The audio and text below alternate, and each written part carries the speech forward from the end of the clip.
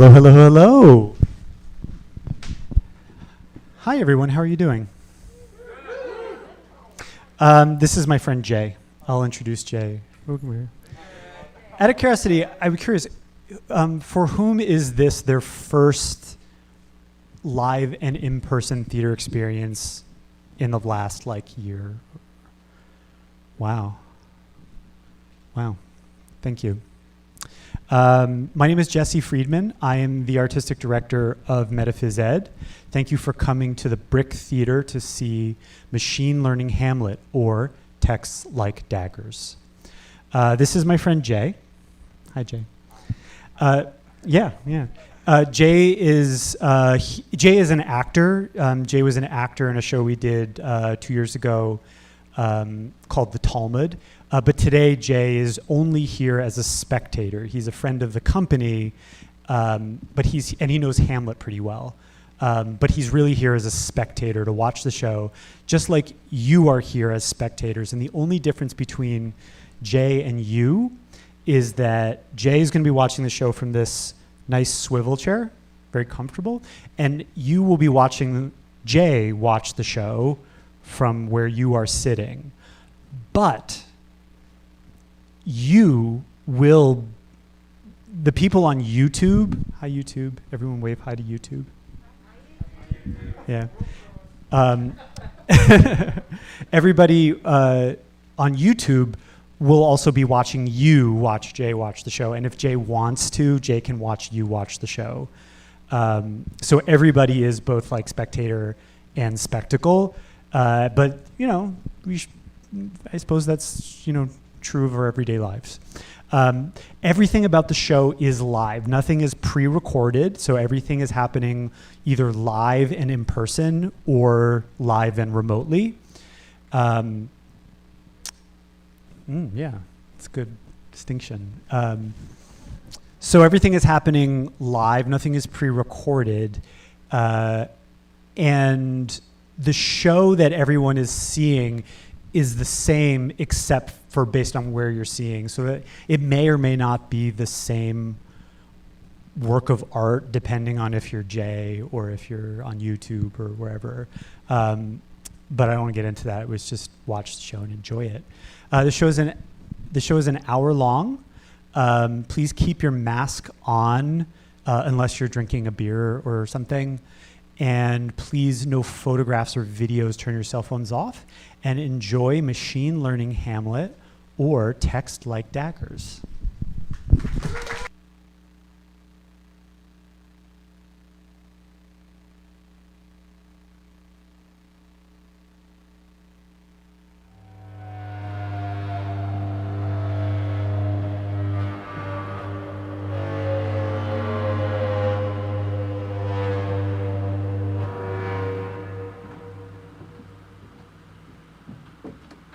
Hello, world.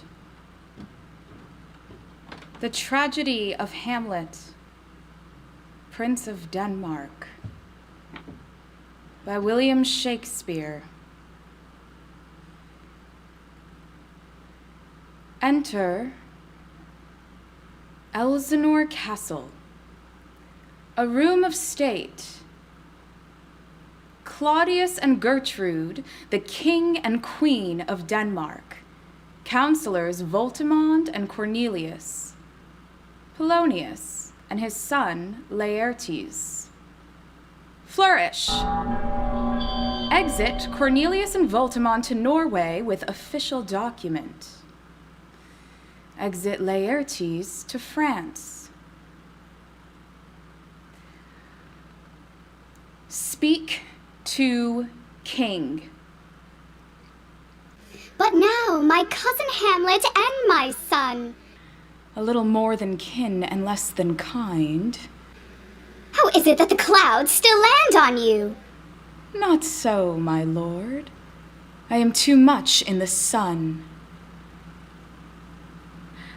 Speak to queen. Good Hamlet, cast thy knighted color off. Let thine eye look like a friend on Denmark.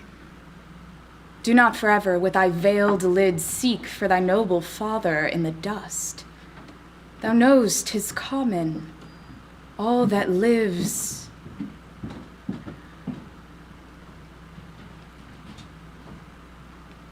Aye, madam, it is common. Why seems it so particular with thee? Seems, madam. Nay, it is. I know not seems. 'Tis not alone my inky cloak, good mother, together with all forms, moods, shapes of grief that can denote me truly. These indeed seem, for they are actions that a man might play. But I have that within which passeth show, these but the trappings and the suits of woe.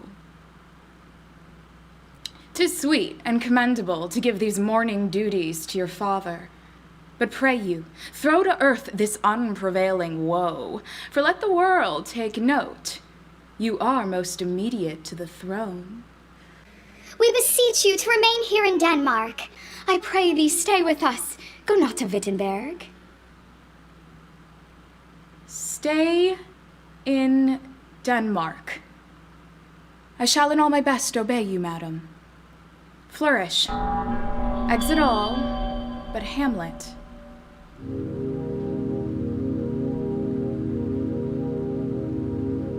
Oh, that this too solid flesh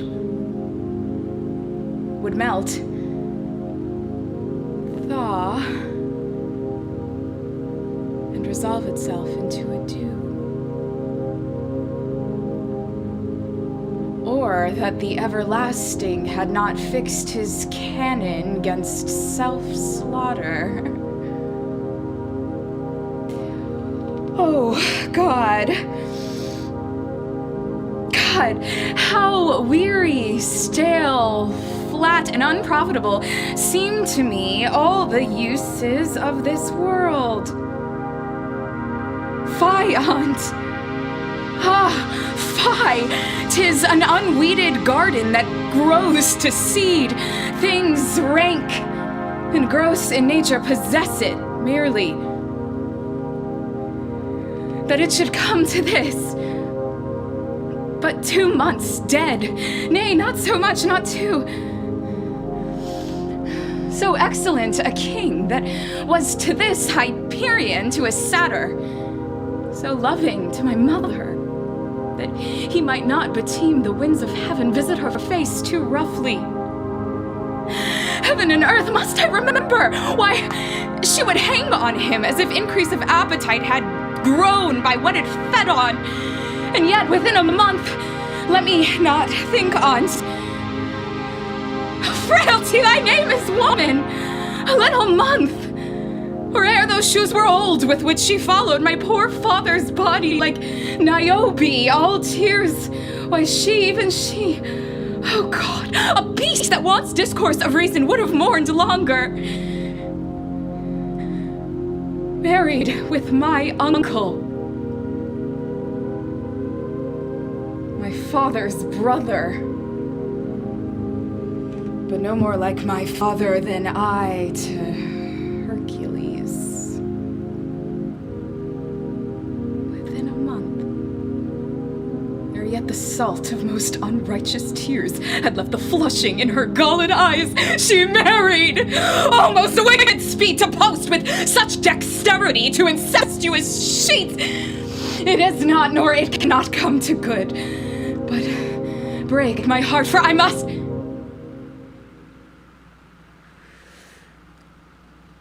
Hold tongue. Enter Marcellus, Bernardo, and Horatio. Hail, your lordship! Speak to Horatio. My good friend, I am very glad to see you. But what in faith make you from Wittenberg? I pray thee, do not mock me, fellow student. I think it was to see my mother's wedding. The funeral baked meats did coldly furnish the wedding tables. Would I had met my dearest foe in heaven, or ever I had seen that day, Horatio. My father. Methinks I see my father. Where, my lord? In my mind's eye, Horatio. Methinks I saw him yesternight. Listen. 2 nights together had these gentlemen in the dead waste in middle of the night been thus encountered.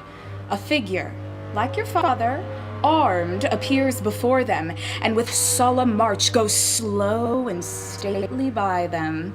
Thrice he walked by their oppressed and fear-surprised eyes, whilst they distill almost to jelly with the act of fear.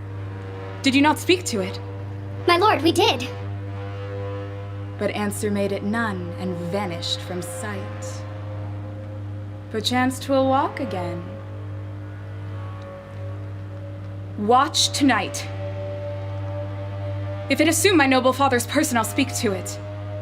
Upon the platform, twixt 11 and 12, I'll visit you. I pray you all, let it be tenable in your silence still. Our duty to your honor. Exit all but Hamlet. My father's spirit in arms. All is not well, I doubt some foul play.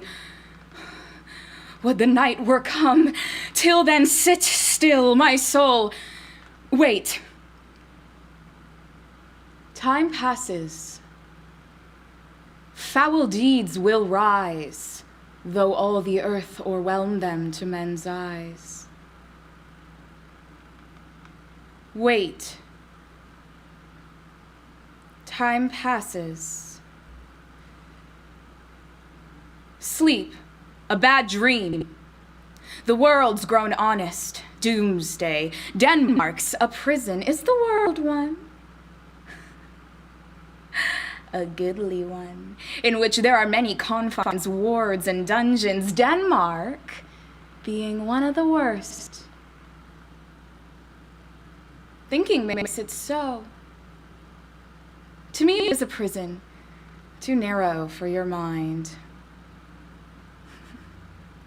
Oh God, I could be bounded in a nutshell and count myself a king of infinite space, were it not that I have bad dreams. Enter platform.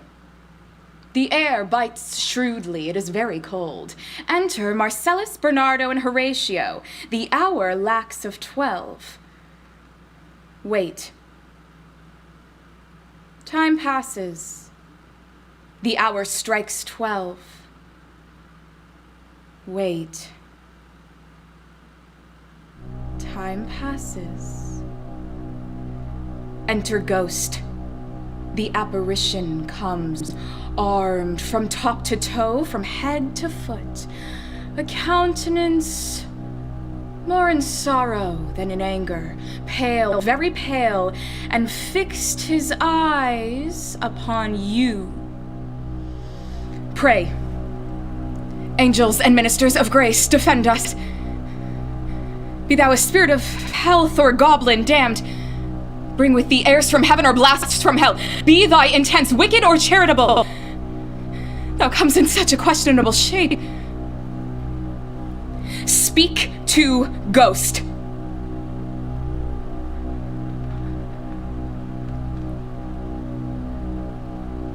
Call thee Hamlet. The ghost beckons you to go away with it, as if it's some impartment it desire to you alone. Look with what courteous action it waves you to a more removed ground. What if it tempts you towards the flood, or to the dreadful summit of the cliff, and there assume some other horrible form which might deprive your sovereignty of reason and draw you into madness? The ghost wafts you still. Follow Ghost. You shall not go, my lord! Horatio and Marcellus grab you by the arm. Hold off your hands!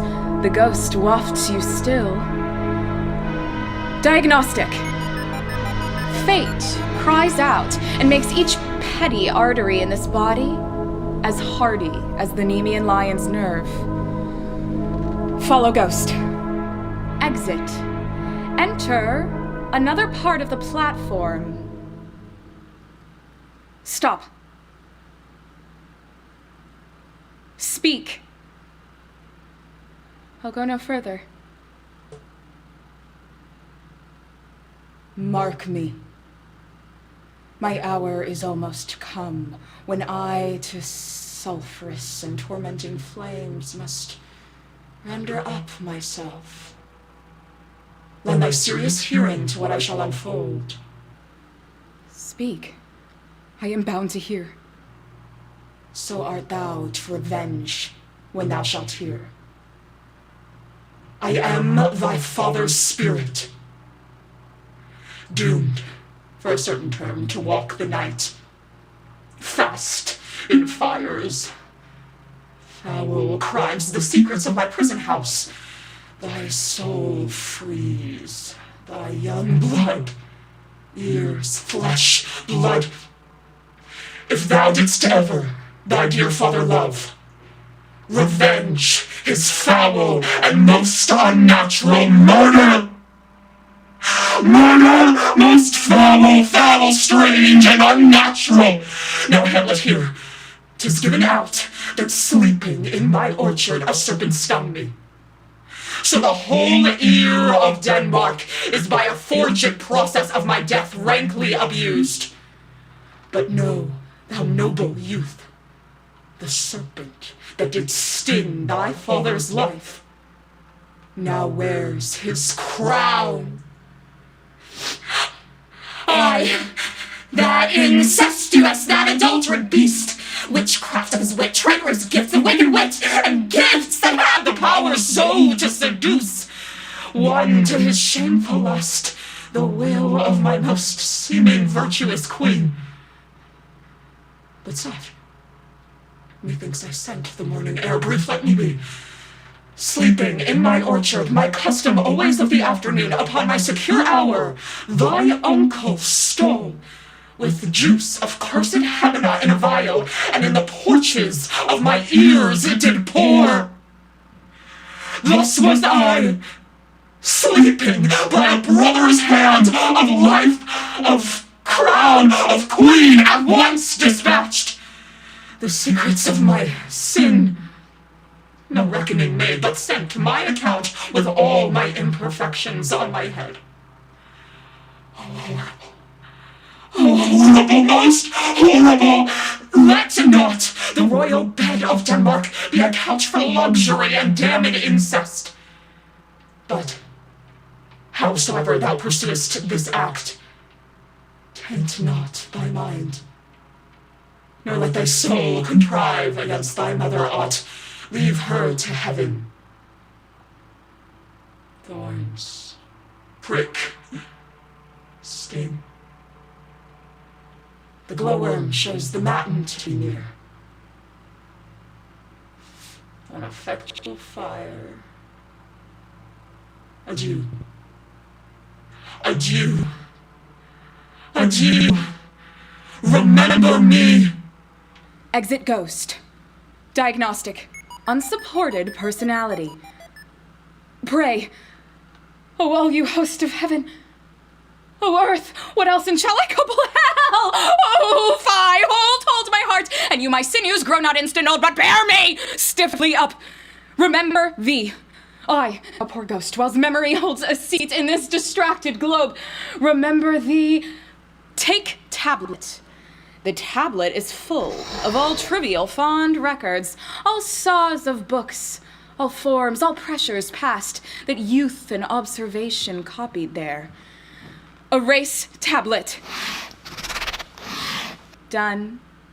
And thy commandment all alone shall live within the book and volume of my brain, unmixed with baser matter. Yes, by heaven.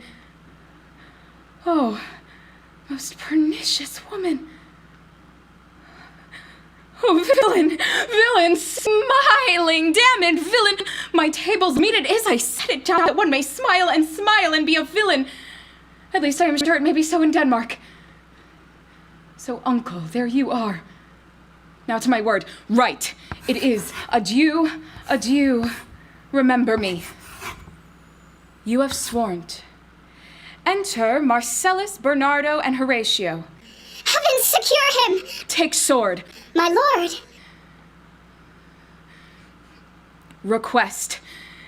Never make known what you have seen tonight. My lord, we will not. Nay, but swear it upon my sword. My lord, we have sworn already. Indeed, upon my sword, indeed.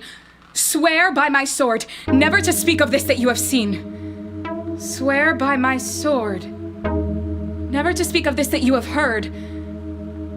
Swear by my sword, never, so help you mercy, how strange or odd, soe'er I bear myself, as I perchance hereafter shall think meet to put an antic disposition on. That you at such times see me, to note that you know aught of me, this do swear. They have sworn't. Exit. Enter Hamlet's closet. Put on an antic disposition. Doublet all unbraced, no hat upon your head, stockings fouled, ungartered, and down-jived to your ankle, pale as your shirt, knees knocking each other. Look in mirror. A look so piteous, as if you had been loosed out of hell to speak of horrors. Exit. Enter Ophelia's closet. She is sewing. Come before Ophelia. Take Ophelia by the wrist. You are holding her wrist. Step back. You step back to the length of all your arm. Diagnostic. You are sweating. Look at Ophelia. You peruse her face as if you would draw it. Wait. Time passes. Your arm is shaking a little, and thrice your head thus wave up and down. You raise a sigh, so piteous and profound as it did seem to shatter all your bulk and end your being. Drop wrist. You let go. Exit. You seem to find your way without your eyes, for out of doors you go without their helps, and to the last bended their light on Ophelia. Enter lobby. Read book. Words, words, words. Enter Polonius. How does my good Lord Hamlet? Insult Polonius. Well, God a mercy, you are a fishmonger. Not I, my lord. Then I would you were so honest a man, for if the sun breed maggots in a dead dog... Have you a daughter? I have, my lord. Still harping on his daughter? Said he was a fishmonger. You are far gone. Exit Polonius, behind a tapestry. Enter Rosencrantz and Guildenstern. My honored lord, my most dear lord! Tedious old fools. My excellent good friends, how dost thou? Good lads, how dost you both? As the indifferent children of the earth. Examine Rosencrantz and Guildenstern. There is a kind of confession in their looks, which their modesties have not craft enough to color. The king and queen have sent for them, but to what end? That they must teach you. What makes you at Elsinore? To visit you, my lord, no other occasion. Let me conjure you, by the obligation of our ever-preserved love, be even and direct with me whether you were sent for or no. My lord, we were sent for. I will tell you why. So shall my anticipation prevent your discovery, and your secrecy to the king and queen moult no feather.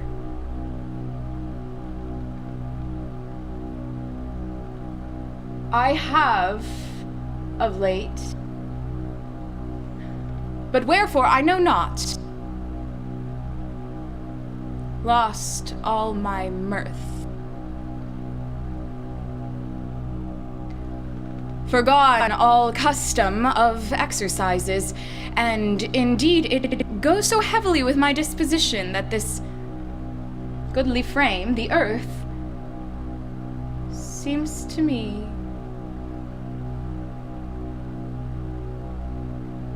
a sterile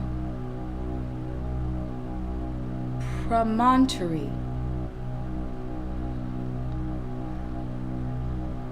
This most excellent canopy. The air.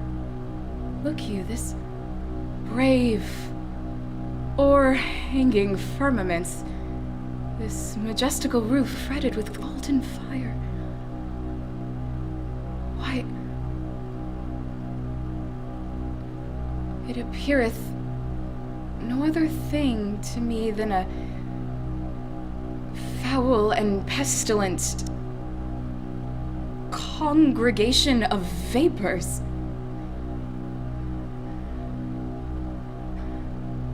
What a piece of work is a woman! How noble in reason, how infinite in faculties, in form and moving, how express and admirable. In action, how like an angel. In apprehension, how like a god. The beauty of the world. The paragon of animals. And yet to me, what is this quintessence of dust?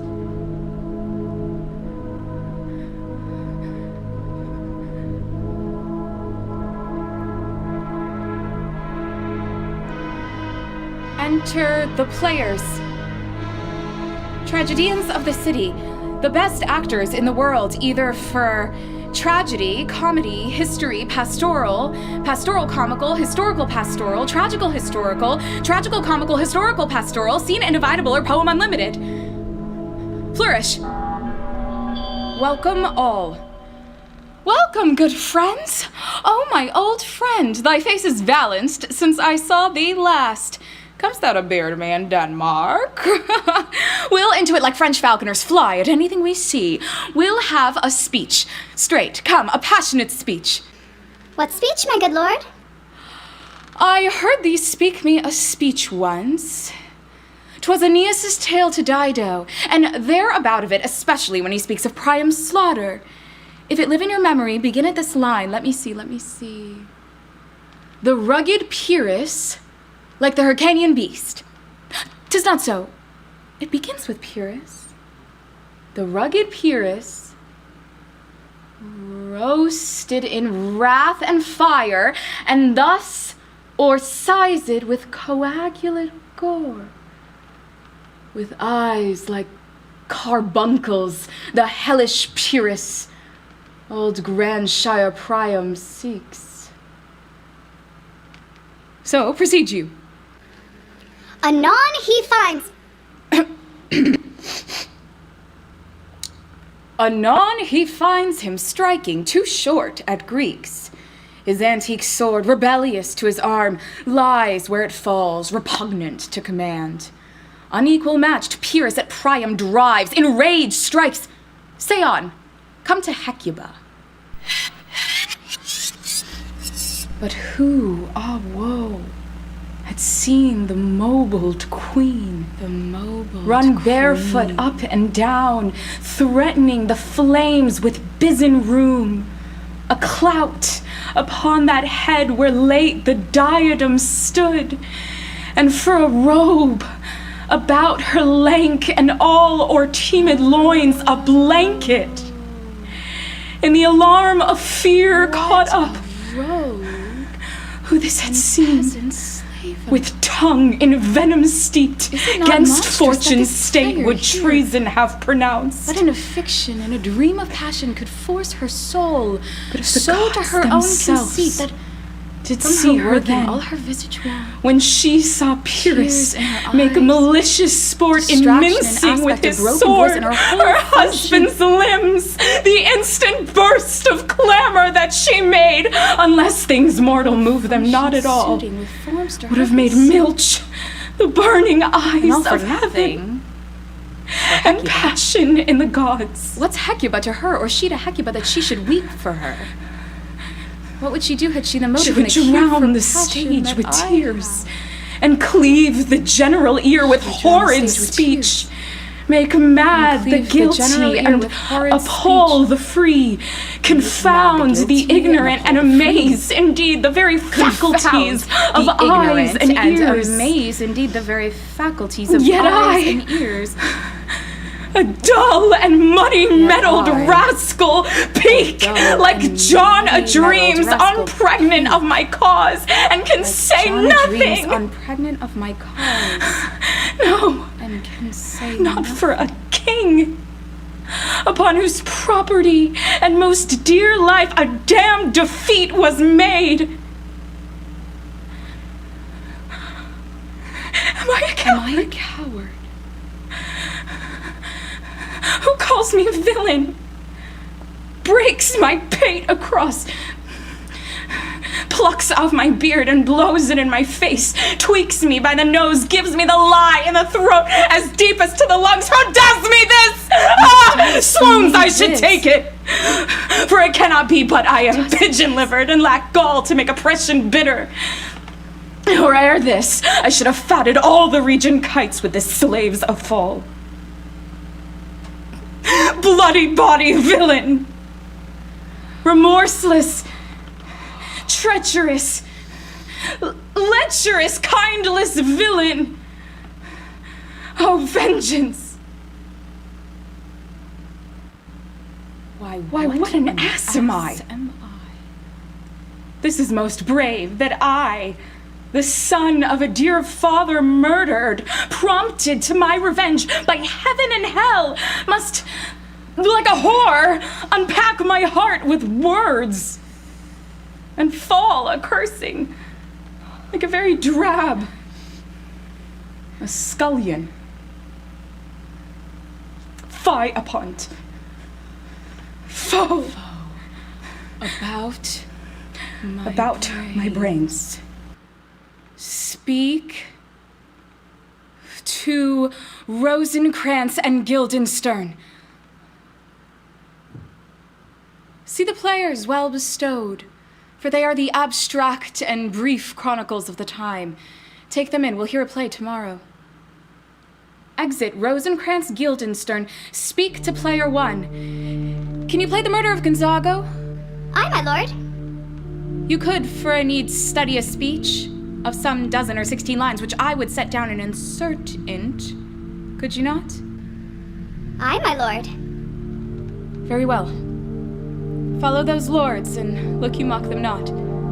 We'll hear the play tomorrow night. Exit player 1. I have heard that guilty creatures sitting at a play have, by the very cunning of the scene, been struck so to the soul that presently they have proclaimed their malefactions. For murder, though it have no tongue, will speak with most miraculous organ. I'll have these players play something like the murder of my father before mine uncle. I'll observe his looks, I'll tend him to the quick. If he but blench, I know my course. The spirit that I have seen may be the devil, and the devil hath power to assume a pleasing shape. Yeah, and perhaps out of my weakness and my melancholy, as he is very potent with such spirits, abuses me to damn me. I'll have grounds more relative than this. The play's the thing wherein I'll catch the conscience of the king. Take pen. Taken. Write play. Thoughts black. Hands apt. Drugs fit and time agreeing. Confederate season, else no creature seeing. Thou mixture rank of midnight weeds collected, with Hecate's ban, thrice blasted, thrice infected. Thy natural magic and dire property on wholesome life usurp immediately. Pours the poison in his ears.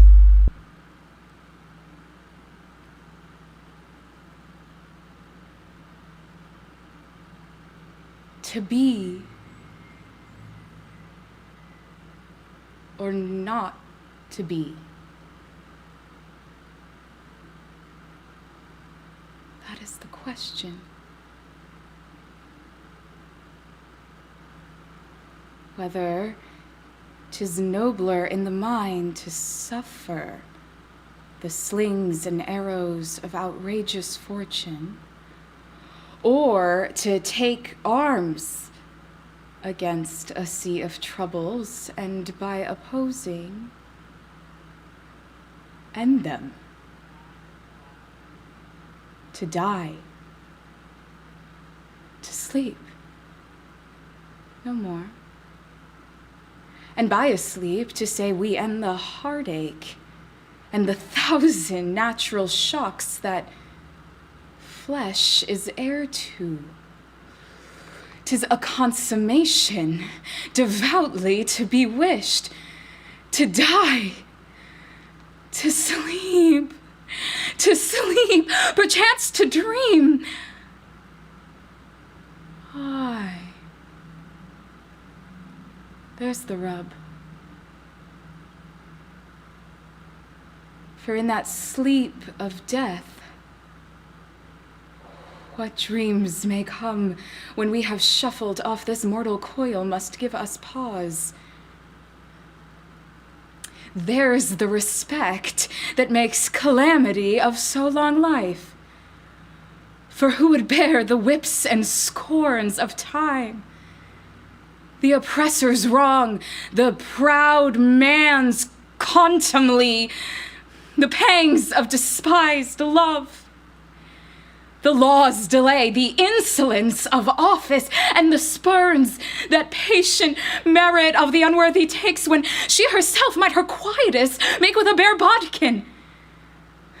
Who would fardels bear to grunt and sweat under a weary life, but that the dread of something after death, the undiscovered country from whose bourne no traveler returns,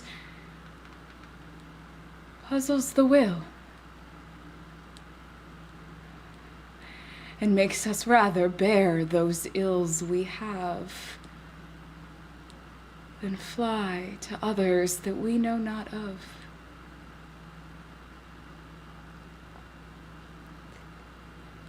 Thus conscience does make cowards of us all. And thus the native hue of resolution is sicklied o'er with the pale cast of thought, and enterprises of great pith and moment with disregard their currents turn awry and lose the name of action. Soft you now. Enter the fair Ophelia. Nymph, in thy orisons be all my sins remembered. Ophelia has remembrances of yours. Ophelia has remembrances of yours that she has longed long to redeliver. I pray you now receive them. Take letter. No, not I never gave you aught. Drop letter. My honored lord, you know right well you did. And with them words of so sweet breath composed as made the things more rich. Their perfume lost, take these again, for to the noble mind rich gifts wax poor when givers prove unkind. I did love you once. You should not have believed me. I loved you not. What should such fellows as I do crawling between earth and heaven? We are errant knaves, all. Believe none of us. Go thy ways to a nunnery. Farewell. Get thee to a nunnery. Farewell to a nunnery. Go. And quickly too. Farewell to a nunnery. Go!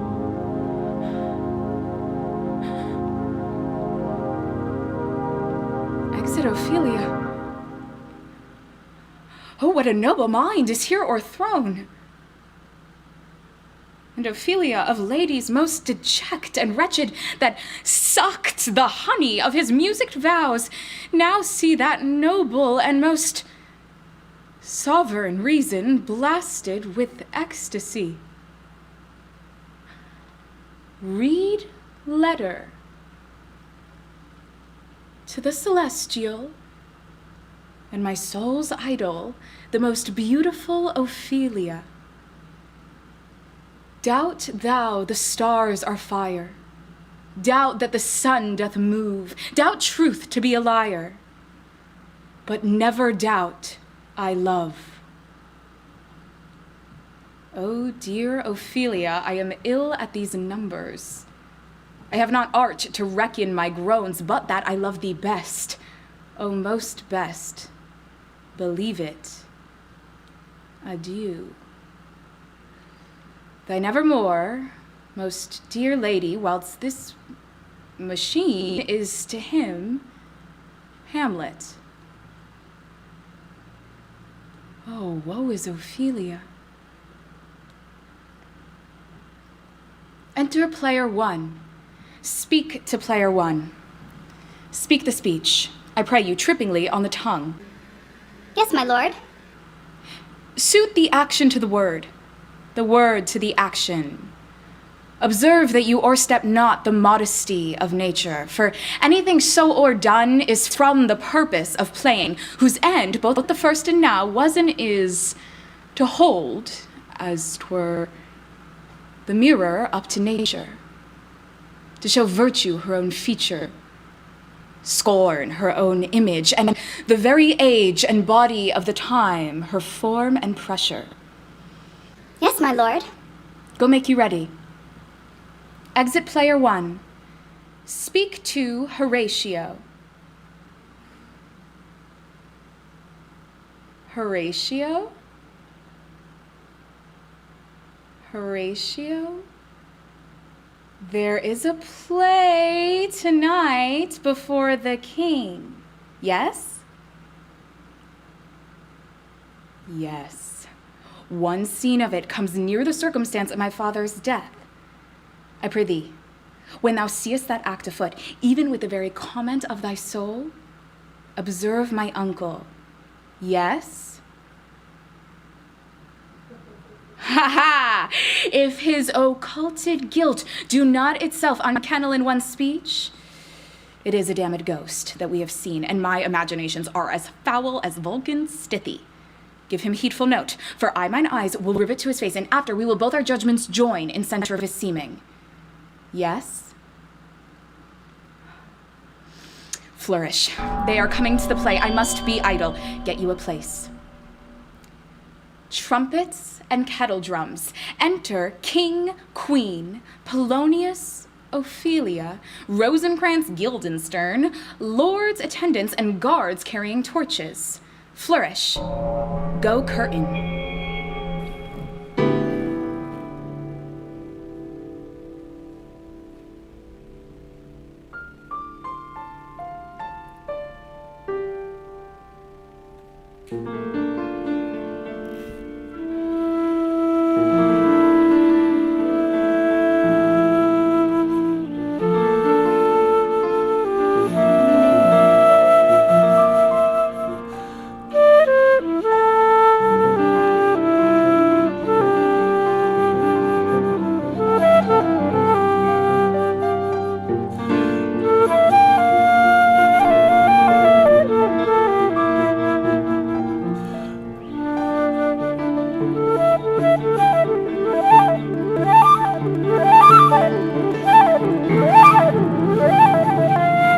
The king rises.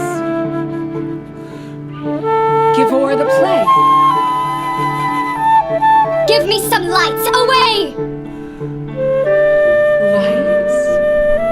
Lights!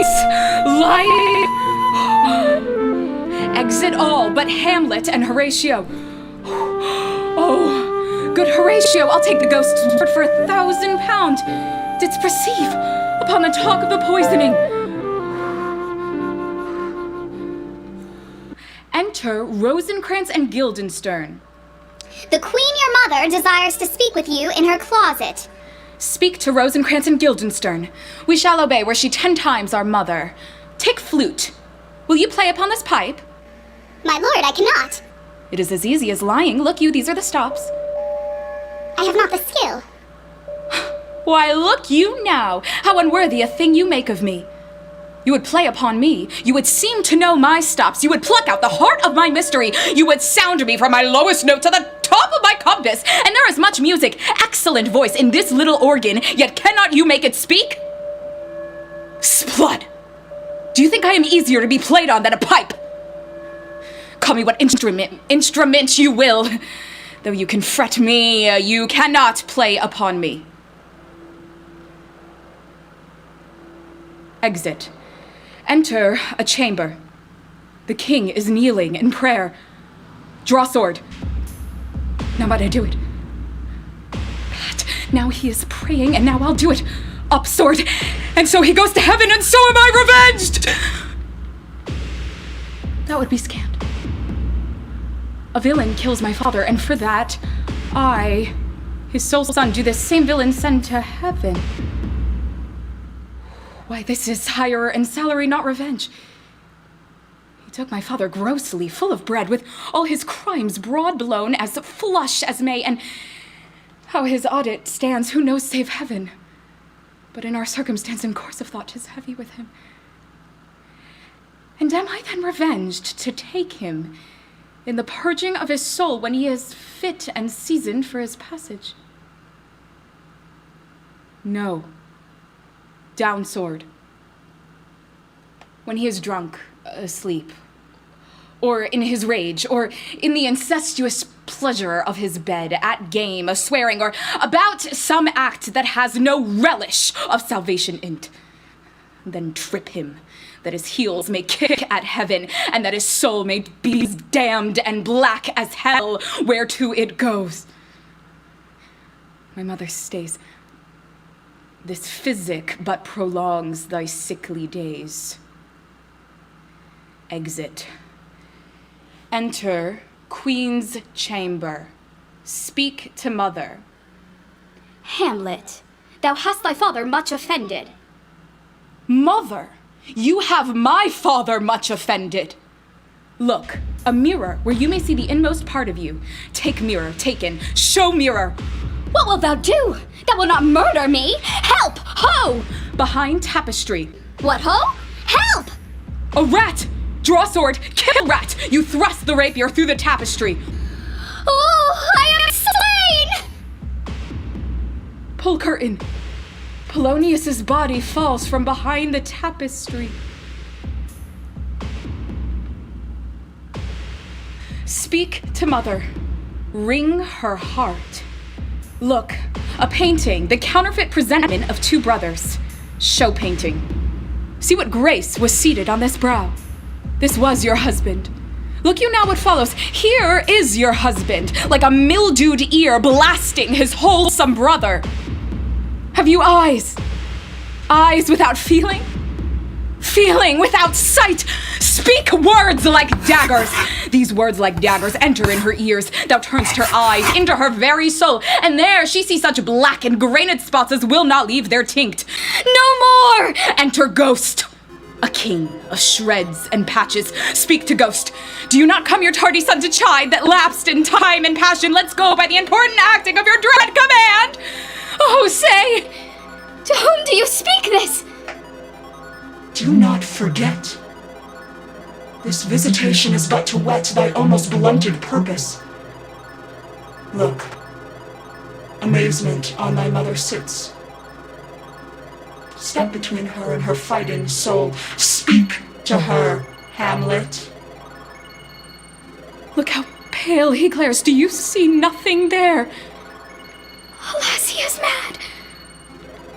Why, look you there. Look how it steals away my father. Exit ghost. Diagnostic. My pulse doth temperately keep time. It is not madness that I have uttered. Reword.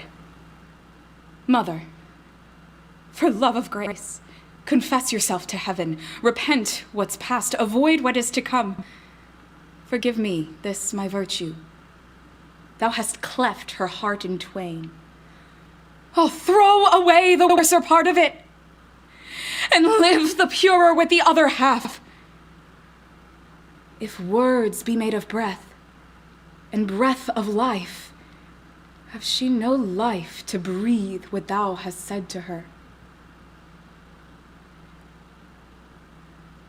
Take body. Taken.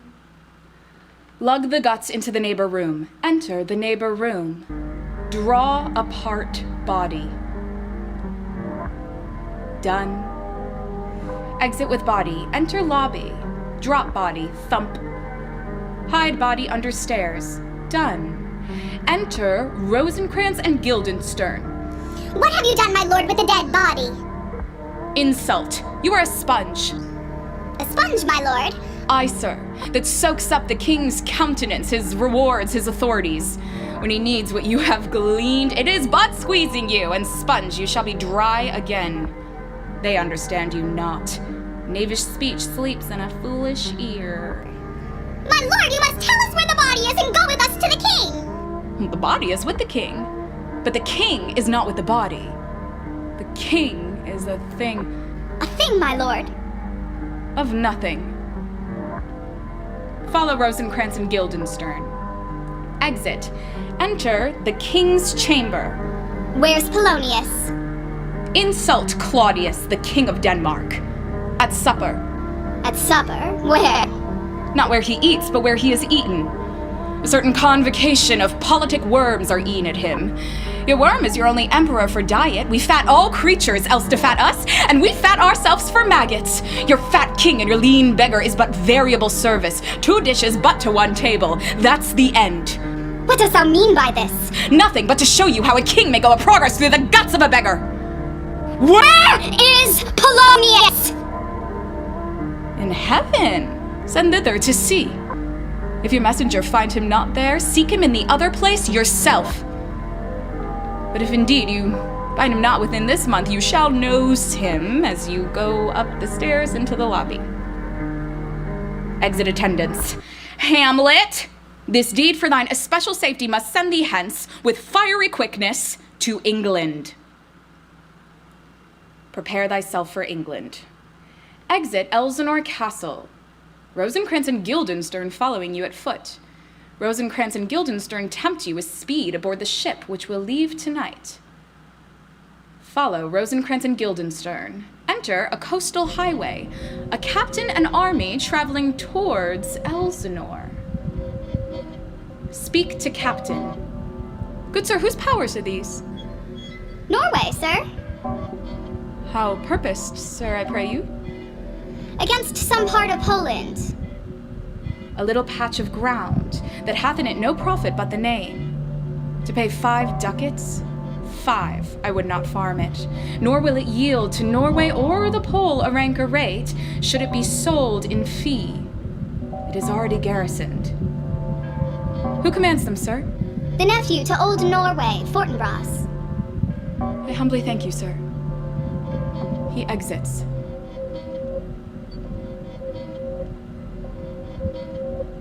How all occasions do inform against me and spur my dull revenge. What is a man if his chief good and market of his time be but to sleep and feed? A beast, no more. Sure, she that hath made us with such large discourse, looking before and after, gave us not that capability and godlike reason to fust in us unused.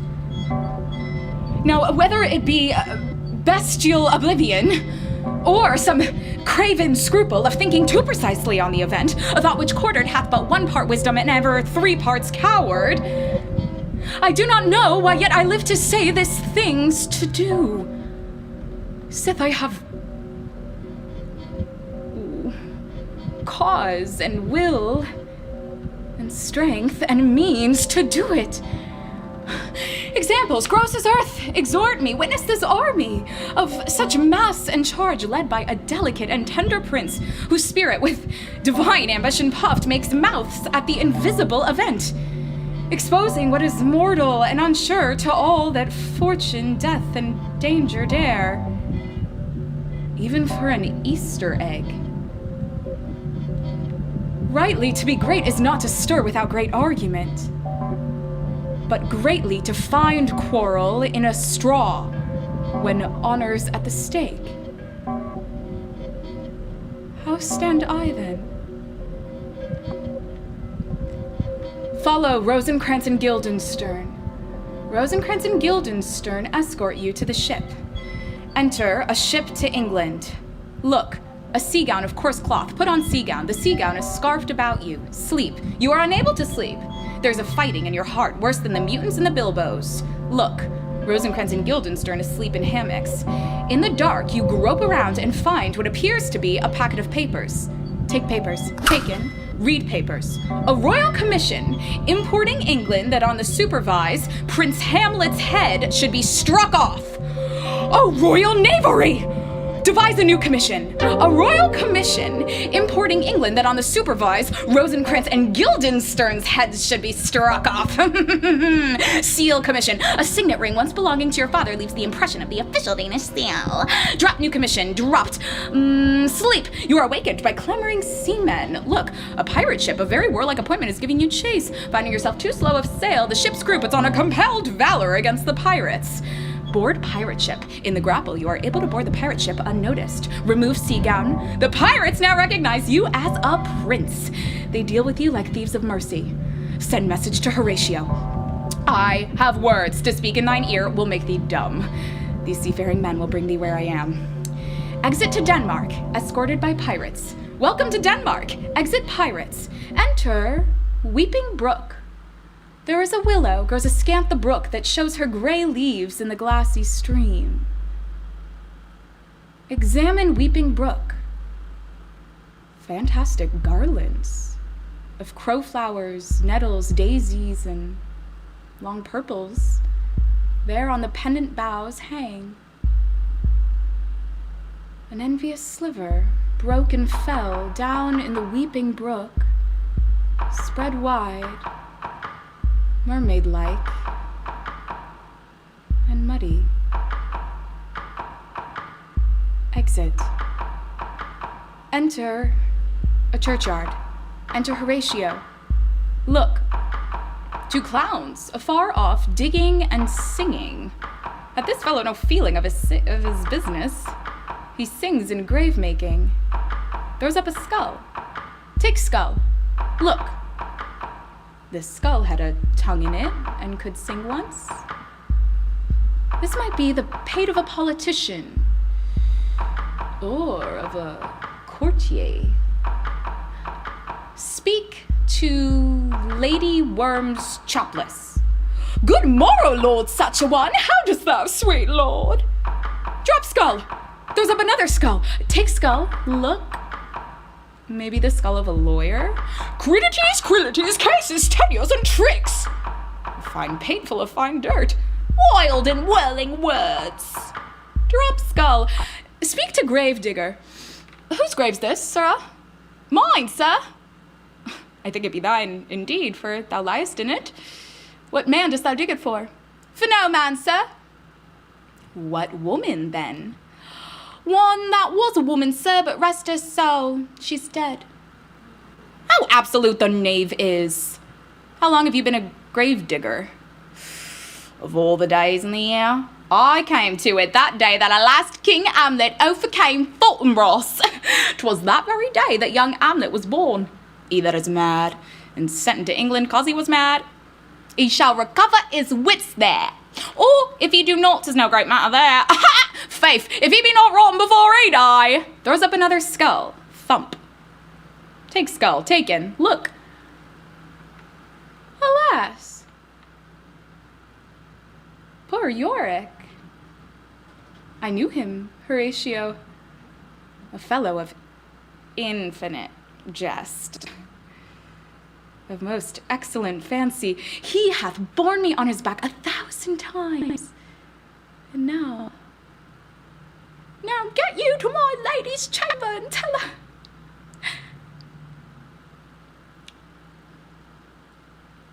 Prithee, Horatio, tell me one thing. Dost thou think Alexander looked on this fashion in the earth? Drop skull. Dropped. Enter Claudius and Gertrude, the king and queen of Denmark, lords, attendants, Laertes, and a priest, following a coffin. Couch we a while and mark. Who is this they follow? Such a maimed rites doth betoken the corpse. With desperate hand, took its own life. 'Twas of some estate. Look, virgin krantz, maiden instruments, gathering flowers. Look, Laertes, very noble youth. A ministering angel shall my sister be when thou liest howling. What, the fair Ophelia? Look, Laertes leaps into grave. What is he whose grief bears such an emphasis, whose phrase of sorrow conjures the wandering stars and makes them stand like wonder-wounded hearers? By the image of my cause, I see the portraiture of his. The bravery of his grief puts me into a towering passion, advancing. This is I, Hamlet the Dane. Laertes leaps out of grave. Devil, take thy soul. Grapple, prithee, take thy fingers from my throat. Hamlet and Laertes are separated. Fight with him upon this theme until my eyelids will no longer wag. I loved Ophelia. 40,000 mothers could not with all their quantity of love make up my sum. What wilt thou do for her? Swoons, show me what thou'lt do. Wilt weep? Wilt fight? Wilt fast? Wilt tear thyself? Wilt drink up? Be a eat a crocodile? I'll do it! Oh, he is mad. Dost thou come here to whine? To outface me with leaping in her grave? What is the reason that you use me thus? I loved you ever. But it is no matter.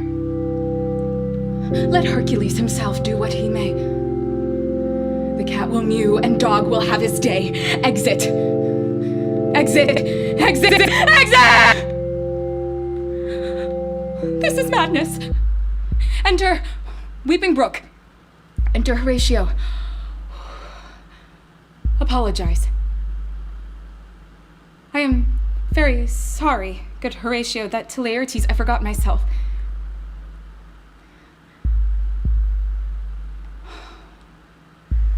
Why, what a king is this? Does it not, thinks thee, stand me now upon? He that hath killed my king and whored my mother, popped in between the election and my hopes, thrown out his angle for my proper life, and with such cozenage. Is not perfect conscience to quit him with this arm, and it's not to be damned to let this canker of our nature come in further evil. Enter Osric, a young landowner. He is holding his hat. Speak to Osric. Put your bonnet to his right use, 'tis for the head. I thank your lordship. 'Tis very hot. No, believe me, 'tis very cold. The wind is northerly. It is indifferent cold, my lord. Indeed. Listen, His Majesty the King has laid a great wager on your head that in a dozen passes between yourself and Laertes, he shall not exceed you 3 hits. You are not ignorant of what excellence Laertes is. What's his weapon? Rapier and dagger. That's 2 of his weapons, but well. Since he went into France, I have been in continual practice. I shall win at the odds. But thou wouldst not think how ill all's here about my heart. But it is no matter. We defy augury. There's a special providence in the fall of a sparrow. If it be now, 'tis not to come. If it be not to come, it will be now. If it be not now, yet it will come. The readiness is all. Since no woman of aught she leaves knows what is to leave betimes. Accept challenge. Sir, I will walk here in the hall. If it please his majesty, it is the breathing time of day with me. Let the foils be brought. Enter Elsinore Castle, a room of state, a table prepared. Enter trumpets, drums, officers with cushions, king, queen, all the state, flagons of wine, foils, daggers, and Laertes. Give us the foils, come on. I'll be your foil, Laertes. You mock me, sir. Take sword. This likes me well. This is too heavy, let me see another. Examine swords. These foils all have the same length. Prepare to play. Stoops of wine are set upon a table before the king. Cousin Hamlet, you know the wager? If Hamlet give the first or second hit, or quit in answer of the third exchange, the king shall drink to Hamlet's better breath. Give me the cups. The king drinks to Hamlet. Flourish. Play with sword. Clay. Crash. You dodge as Laertes comes in low. Play with sword. A hit. A very palpable hit. Trumpets, drums, and a shot goes off. The king shall drink to Hamlet's better breath. Stay, give me drink. Hamlet, this pearl is thine. He drinks and then drops in your cup a pearl richer than that which 4 successive kings of Denmark's crown have worn. Take cup. Here's to thy health. Drop cup. I'll play this bout first. Set it by a while. Flourish. Play with sword. Clang. Crash. Laertes parries. His sword barely misses your ear. Play with sword. Another hit! Diagnostic. Sweaty. Out of breath. The queen offers you a napkin. Here, Hamlet, take my napkin, rub Thy brow. Take napkin. Rub brow. The queen carouses. to thy fortune, Hamlet. The queen drinks. Look. Examine. King. There's a confession in his looks. Examine Laertes. You can see his conscience. Flourish. Play with sword. Clang. Crash. Laertes parries. You dodge as Laertes comes in low. Play with sword. Laertes is disarmed by a subtle feint past his guard. Laertes, somewhat surprised at this turn of events, nimbly retrieves his weapon. Play with sword. In a scuffling, you exchange rapiers, and both of you are wounded with his weapon. The queen falls. The drink! The drink! Oh, my dear Hamlet, I am poisoned! The queen dies. Look, villainy and treachery. Locked doors locked. Diagnostic. Very sweaty and scant of breath. Laertes falls. Hamlet, thou art slain. Diagnostic. No medicine in the world can do thee good. There is not half an hour's life. The treacherous instrument is in thy hand, unbated and envenomed. The foul practice hath turned itself on me. Lo, here am I, never to rise again. Thy mother's poison. I can no more. The king's to blame. Laertes dies. Hurt king with poisoned sword. Treason! Take cup. Kill king with poison. The king dies. I follow thee. Goodbye, world. I am dead. Horatio, adieu. Audience to this act, had I but time, oh, I could tell you. But let it be. Horatio, I am dead. Thou livest. You let go. Things standing thus unknown shall live behind me. Oh, good Horatio, what a wounded name. If thou didst ever hold me in thy heart, absent thee from felicity a while, and in this harsh world, draw thy breath in pain to tell my story. Die. Oh, die! Hurry, shadow! The rest is silence.